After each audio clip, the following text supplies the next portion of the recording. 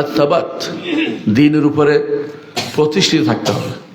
এখন দ্বীনের উপর আছি, কোনো কারণে দ্বীন থেকে দূরে সরে না যাই, বিশুদ্ধ আকীদা মানহাজের উপর প্রতিষ্ঠিত হতে হবে। কারো জন্য আমরা বিশুদ্ধ আকীদা মানহাজ গ্রহণ করিনি, কে সমালোচনা করলো, কে প্রশংসা করলো, এটাকে দূরে সরিয়ে না দিলে আপনি বিশুদ্ধ আকীদা মানহাজের উপর থাকতে পারবেন না। আপনাকে সুদৃঢ় হতে হবে, যেমনি হতে হবে আবু বকর রাদিয়াল্লাহু আনহুর মতো।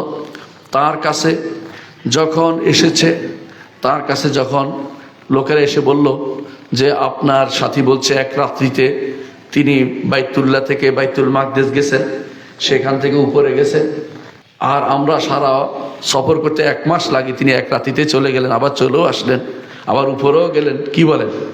তিনি বললেন, যদি বলতেন তিনি সত্য বলেছেন সরাসরি, তখন তারা বলতো যে তাহলে আপনি আগে থেকে মুখস্থ করে আসেন। এই জন্য তিনি বললেন যদি তিনি বলে থাকেন তাহলে সত্য বলেছেন। কিভাবে তিনি সেটা এত বেশি সুদৃঢ় দ্বীনের উপর ছিলেন যে এই দৃঢ়তাই তাকে শেষ পর্যন্ত সিদ্দিক নামে অভিহিত করে। উম্মতের মধ্যে শ্রেষ্ঠ ব্যক্তি ছিলেন সিদ্দিক।